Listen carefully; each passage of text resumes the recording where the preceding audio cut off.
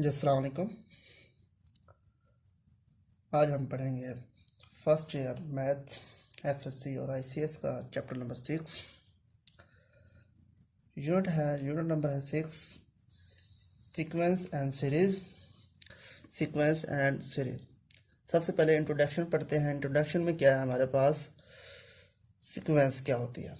A sequence is a order set of number formed according to some definite rule। Second, या इसकी दूसरी तारीफ ऐसे बनेगी, a sequence is a function whose domain is a subset of natural number। अब natural number क्या कौन से होते हैं, 1 2 3 4 एंड सो ऑन। मैथमेटिकली कैसे लिखेंगे, sequence is denoted by a n where n is belong to the natural number. Natural number मैंने आपको बता दिया 1 2 3 से होते हैं। फॉर एग्जांपल अब सीक्वेंस के लिए क्या होगी, 1 2 3, ये लिमिट इसकी कोई नहीं है, अनलिमिटेड है यानी कि अनफिनाइट है।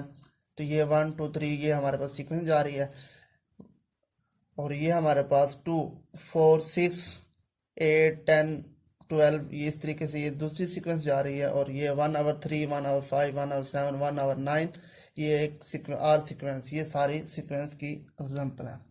अब ऊपर आया हमारे पास a n. What is a n? The term a n is called general term और nth टर्म ऑफ सीक्वेंस। अब उसके बाद रियल सीक्वेंस क्या होती है, if all number of sequence are real number that then it is called real sequence. अब sequence को दूसरा नाम है सीक्वेंस का प्रोग्रेशन। प्रोग्रेशन कहते हैं बढ़ोतरी, जिसे बढ़ना, आगे बढ़ना। देखें 1 था 2 हो गया, आगे बढ़े हम, 2 था 3, ये आगे बढ़ने से हम सीक्वेंस कहते हैं, जिसे हम प्रोग्रेशन कहते हैं। आगे हमारे पास प्रोग्रेशन क्या है, progression, if term of sequence follow a certain pattern then it is called a progression. Arithmetic progression AP, geometric progression GP, harmonic progression HP. The above 3 are special type of progression. ये जितने भी ये दिए हुए हैं AP GP और HP, ये progression की स्पेशल टाइप हैं। अब देखिए आगे क्या है, फाइनाइट एंड इनफाइनाइट।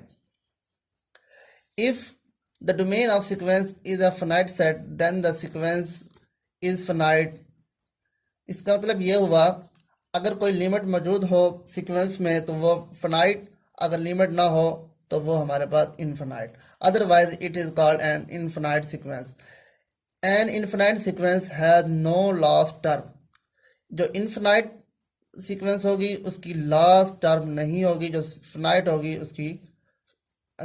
उसकी लास्ट टर्म मौजूद होगी। फॉर एग्जांपल 2 4 6 8 10, ये लास्ट टर्म हमारे पास दी हुई है, तो ये हमारे पास एग्जांपल हुई फाइनाइट की।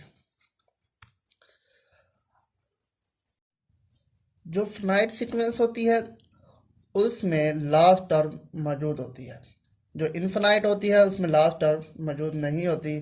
जैसे कि मैंने ये एग्जांपल दिए 2 4 6 8 10, ये लास्ट टर्म 10 है, ये फाइनाइट सीक्वेंस की।